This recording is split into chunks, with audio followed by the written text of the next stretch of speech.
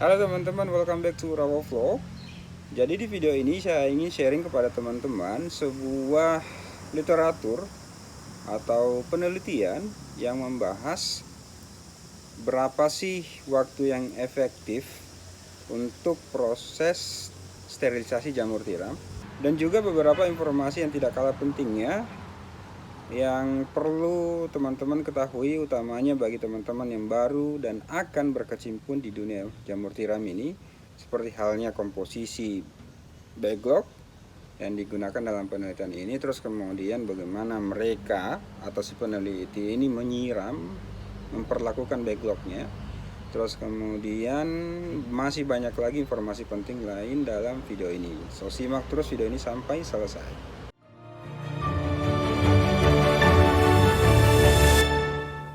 Jadi teman-teman, judul dari penelitian ini adalah kajian lamanya proses sterilisasi media jamur tiram putih terhadap mutu bibit yang dihasilkan. Nah, adapun mutu bibit yang dimaksud dalam penelitian ini adalah jamur tiramnya itu sendiri ya. Jadi saya ingin meluruskan atau menyamarkan persepsi dengan teman-teman sekalian, karena sepengetahuan saya, bibit yang dimaksud dalam dunia perjamuran atau di kalangan petani jamur masih dalam bentuk jagung ya, maupun dalam bentuk serbuk jagung yang kadang-kadang juga bisa dicampur dengan serbuk kayu ya.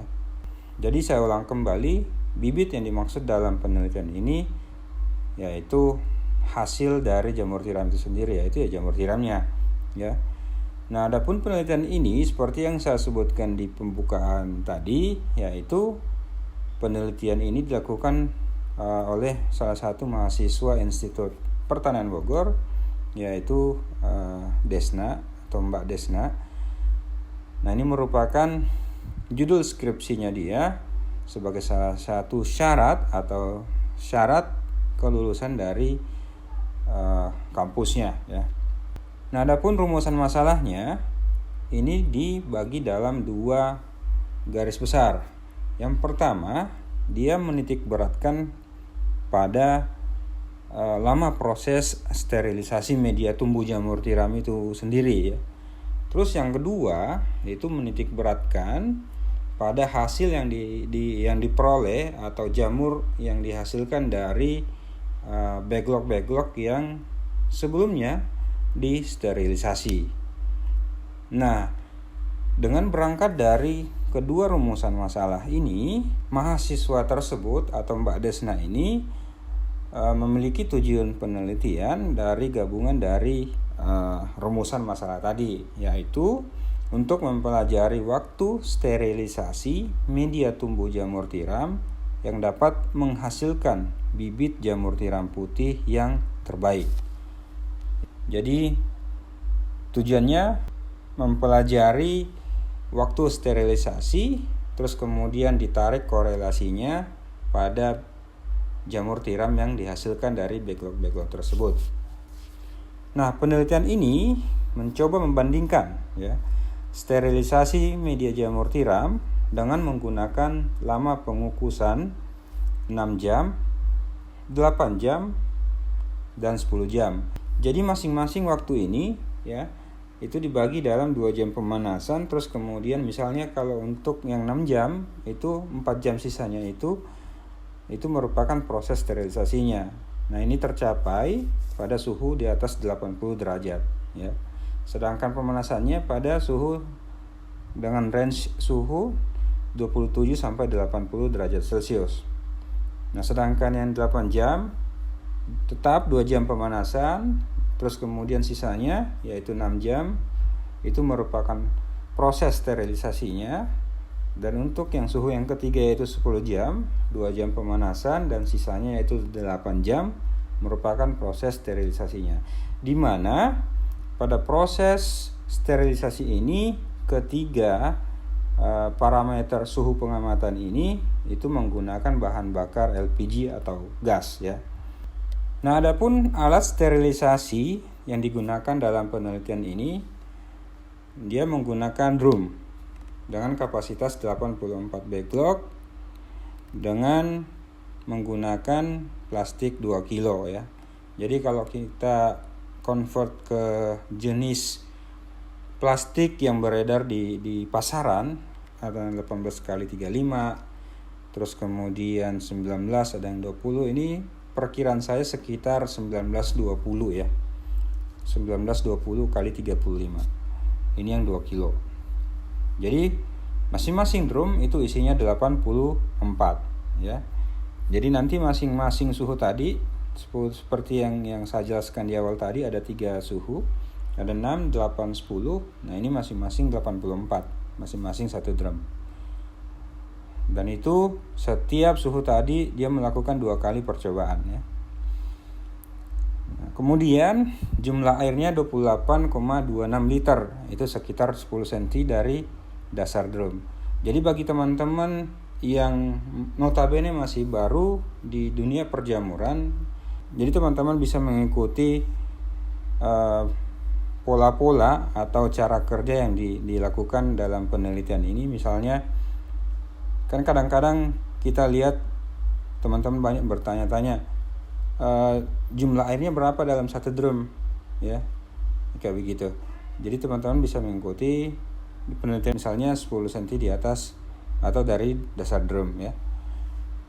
Nah, yang lebih penting lagi, teman-teman yang masih baru, yang masih dalam tahap mencari komposisi terbaik dari backlog ya. Nah, ini teman-teman bisa ikuti. Nah, di dalam penelitian ini dia menggunakan komposisi backlog untuk setiap serbuk gergaji ya 100 kilo, dia menggunakan dedak 16 kilo ya, 16 kilo. Jadi kalau kita lihat presentasinya itu cuma 16% dari serbuk gergaji. Plus dia tambahkan juga dengan tepung jagung sebanyak 1 kilo. Jadi kalau kita lihat nutrisi yang dipakai dalam penelitian ini itu 17 kilo total ya, 17 kilo. Artinya sebanyak 17%. Nah, sedangkan kapur yang ditambahkan, nah kapur ini sebagai sumber dari kalsium dan karbon ya dalam backlog, dan juga dia mempertahankan pH dari campuran, dia tambahkan 1 kilo. Artinya ya hanya 1% dari total serbuk gergaji ya, cuma 1 kilo. Nah, sedangkan jumlah air itu diperkirakan 50-60%. Jadi bagi teman-teman yang masih baru di dunia perjamuran atau masih dalam tahap mencari tahu, nah ini jumlah airnya masih debatable, artinya masih belum pasti ya. Karena sepengetahuan saya, rata-rata di Indonesia para petani jamur masih menggunakan metode tradisional. Jadi jumlah airnya itu nggak dihitung berapa kilonya, berapa liternya. Itu rata-rata dia menggunakan filling ya. Ketika semuanya dicampur plus dengan airnya, mengambil sedikit terus digenggam campurannya. Nah, ketika campuran tadi itu kepalanya dilepas, terus kemudian campurannya masih tetap utuh ya, tetapi pada saat dikepal itu tidak meneteskan air, nah itu sudah pas. Artinya kita masih menggunakan filling dalam menghitung kadar air dalam komposisi atau mencampur campuran backlog. Nah, cuman kalau dalam teorinya itu sekitar 50-60% jumlahnya ya. Nah, kira-kira seperti ini alur kerjanya. Jadi semua campuran backlognya itu dicampur termasuk airnya ya. Terus kemudian dikemas dengan menggunakan plastik 2 kilo, tentunya plastik yang tahan panas. Terus kemudian setelah dimasukkan ke dalam plastik, ditutup dengan ring, jadi ringnya dipasang, terus kemudian disumbat dengan kapas. Nah, setelah disumbat dengan kapas, itu kembali dilapisi dengan plastik agar tidak ada air yang merembes masuk ke dalam campuran atau backlog. Terus kemudian masuk dalam proses sterilisasi. Nah, ini juga teman-teman bisa lihat atau bisa contoh ya, utamanya bagi teman-teman pemula, perlakuan selama proses pertumbuhannya ya. Jadi suhu kumbungnya itu dipertahankan pada suhu 23-30 derajat Celcius, tentunya dengan kelembaban 60-90% ya. Nah, untuk menjaga kelembaban ini, itu si peneliti tadi itu melakukan penyiraman 2 kali dalam sehari, yaitu pada pukul 9 pagi dan pada pukul 4 sore. Nah, pertanyaannya, apa sih yang disiram? Nah, dia menyiram lantai dan udara. Jadi nggak langsung pada backlognya. Nah, terus kemudian kalau misalnya backlognya sudah mulai mengering, si peneliti baru kemudian menyiram langsung ke dalam backlognya ya. Dan kadang-kadang juga si peneliti menyiram plastiknya aja, artinya tidak mengenai langsung permukaan backlog yang terbuka ya. Nah, ini dilakukan pada saat masa-masa primordia atau setelah pinhead dari backlog itu, dari jamur itu muncul. Nah, kenapa nggak langsung? Takutnya si pinhead tadi atau si jamur tadi itu bisa jadikan kelebihan air terus kemudian membusuk. Nah, terus yang kedua, ditakutkan air tadi membawa bakteri yang kemudian bisa merusak jamur yang telah tumbuh tadi. Jadi teman-teman pemula bisa mengikuti pola-pola penyiraman yang dilakukan dalam penelitian ini ya. Jadi ada tiga kondisi ya, ada 3 kondisi dia melakukan penyiraman, di mana penyiramannya dilakukan 2 kali sehari. Nah, oke, kita masuk dalam pembahasan hasil penelitiannya. Jadi di penelitian ini dia ingin melihat seberapa efisien penggunaan bahan bakar dari 3 lamanya proses sterilisasi tadi ya, yaitu 6, 8, dan 10 jam. Jadi itu dengan menggunakan perhitungan yang ribet ini, jadi teman-teman bisa lihat sendiri ya. Jadi ini semuanya dihitung. Jadi di perhitungan pertama dengan rumusnya ini, dia menghitung seberapa efisien penggunaan bahan bakarnya ya. Terus yang kedua, dia ingin melihat seberapa banyak bahan bakar yang digunakan dalam penelitian ini ya. Tentunya di 3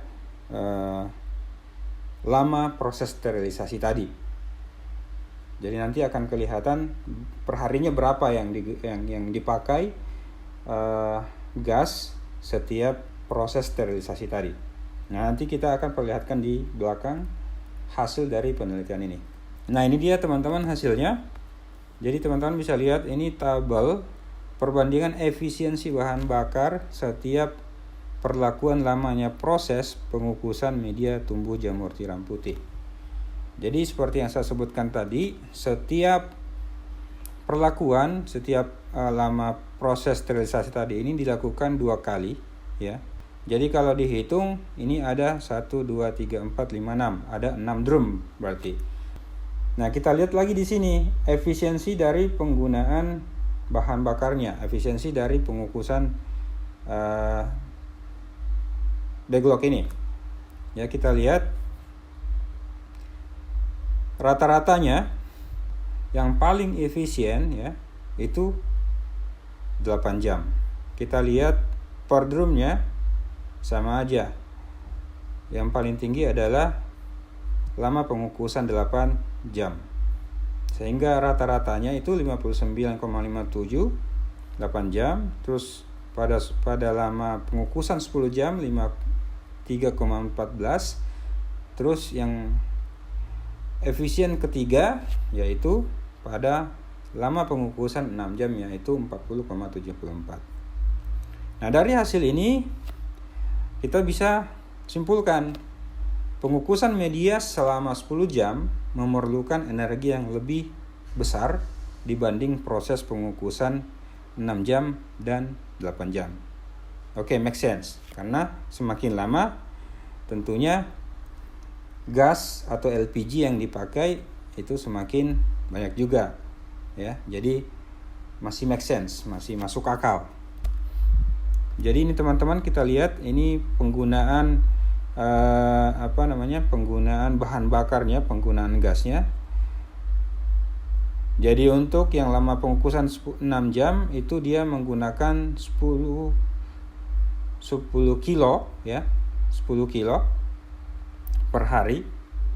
10 kilo artinya kalau misalnya teman-teman menggunakan tabung 3 kilo ya, jadi ya sekitar 4 tabung ya. 4 tabung, dan tabung yang terakhir tentunya tidak habis, masih ada sisa 2 kilo ya. Terus kemudian lama pengukusan 8 jam dia menggunakan atau membutuhkan 9 kilo per hari gas ya. Jadi untuk tabung 3 kilo kita menggunakan 3 tabung. Terus kemudian lama pengukusan 10 jam menggunakan ya sama aja dengan yang ke lama pengukusan 6 jam yaitu 4 tabung 3 kilo ya. Nah, cuman pada pengulangan kedua pada lama pengukusan 10 jam dia pas-pas banget nih 12 kilo, artinya ya sampai tetes terakhir lah isi tabung keempat itu dia gunakan. Sedangkan pengulangan yang pertama itu dia 10 kilo, hampir 10 kilo ya, genapin aja 10 kilo. Ya mirip lah, samalah dengan lama pengukusan 6 jam. Jadi baik 6 maupun 10 jam itu dia menggunakan masing-masing 4 kilo tabung gas. Ya. Jadi hasil yang kedua yaitu pengukusan media selama 8 jam memiliki nilai efisiensi yang tertinggi dibanding proses pengukusan 6 jam dan 10 jam ya. Jadi bagi teman-teman yang masih bertanya-tanya kalau menggunakan LPG nih atau gas, berapa banyak sih tabung yang atau berapa banyak gas yang dipakai untuk proses sterilisasinya? Nah, ini teman-teman bisa bisa jadikan acuan di prakteknya teman-teman. Ya, saya ulang lagi, kalau untuk yang 6 jam, 10 jam ya, teman-teman siapin aja 4 tabung ya. 4 tabung 3 kilo. Sedangkan untuk yang 8 ya, 3 tabung juga udah cukup. Oke, nah sekarang kita lihat pertumbuhan jamur tiramnya. Tadi kita sudah bahas lama pengukusannya, efisiensinya seperti apa ya. Sekarang kita masuk ke dalam seberapa banyak jamur tiram yang dihasilkan setiap lama pengukusan tadi. Nah, ini teman-teman bisa lihat di sini nih. Tabel atau di row kedua dari kanan massa jamur. Jadi pada ulangan pertama lama pengukusan 6 jam itu dia menggunakan atau menghasilkan jamur sebanyak 8,8 ya, hampir 9 kilo. Jadi kalau misalnya dirata-ratakan itu sebanyak 163 gram per backlog ya, per backlog dia menghasilkan jamur ya segini. 163, nggak nyampe 200 gram per backlog. Nah, sekarang kita lihat ya, dari 84 backlog yang disterilisasi, ada 30 yang terkontaminasi ya. Jadi ya hanya 54 yang menghasilkan jamur. Nah, pada ulangan kedua lama pengukusan 6 jam ya, kontaminasinya lebih banyak lagi, 51 backlog. Sehingga backlog yang berbuah juga semakin sedikit. Jadi massa jamur yang dihasilkan pada ulangan kedua ini hanya 5,1 gram. Hanya 5,1 kilo ya. Dengan rata-rata per backlog ya, itu 157 gram saja dia menghasilkan jamur. Pada lama pengukusan 8 jam pada ulangan pertama, dari total 84 backlog itu terkontaminasi 35. Backlog yang berbuah 49, sedangkan total jamur yang dihasilkan yaitu 9 kilo, hampir 10 kilo nih. Nah, sedangkan kita lihat pada ulangan pertama lama pengukusan 6 jam, ini kontaminasinya lebih banyak yang 8 jam pada ulangan pertama, 35. Kalau yang 6 jam, 30.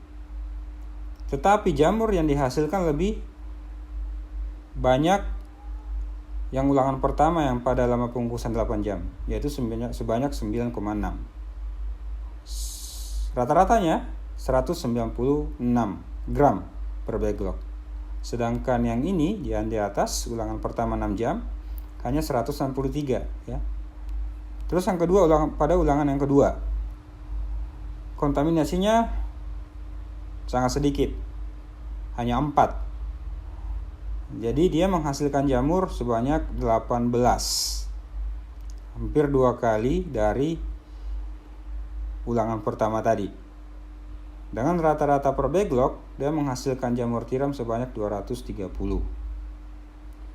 Oke, kita sekarang lihat lama pengukusan yang 10 jam. Pada ulangan pertama, yang terkontaminasi banyak banget, 66.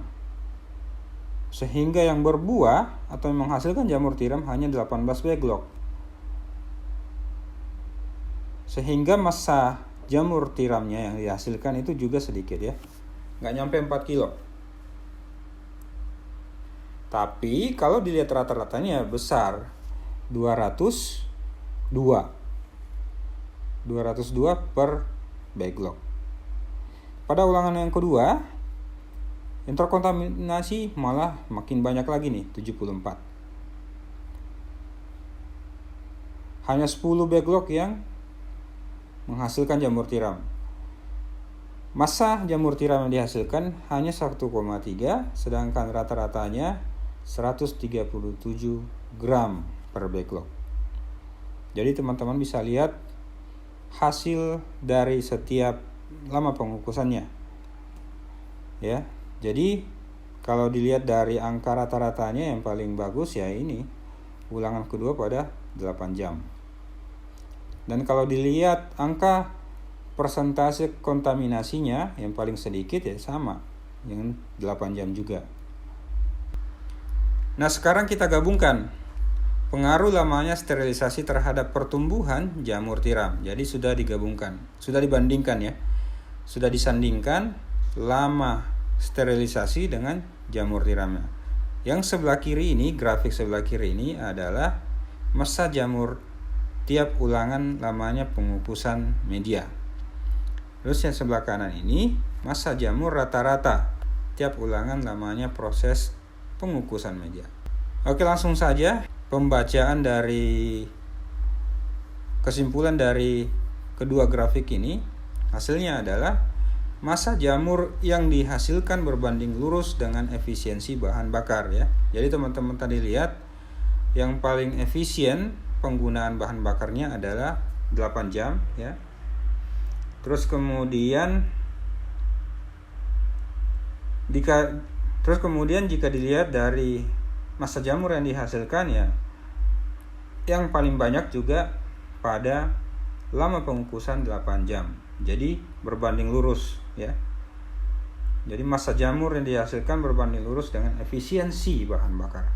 Jadi efisiensinya bukan lama pengukusannya. Karena kalau lama pengukusannya yang dipilih di sini adalah yang 10 jam ya. Tapi yang lebih efisien adalah yang 8 jam. Oke teman-teman, jadi itu dia review dari literatur atau artikel yang ditulis oleh salah satu mahasiswa IPB ini. Semoga bisa menginspirasi teman-teman dan semoga bisa membantu teman-teman dalam mengambil langkah-langkah di dalam membuat backlog ya, dan pada umumnya menginspirasi teman-teman di dalam bertani jamur tiram. Kalau teman-teman menyukai konten-konten seperti ini atau memiliki masukan, atau teman-teman juga ingin sharing bagaimana pengalaman teman-teman di dalam bertani jamur tiram, silakan tulis di kolom komentar dan jangan lupa di subscribe ya. Bye bye.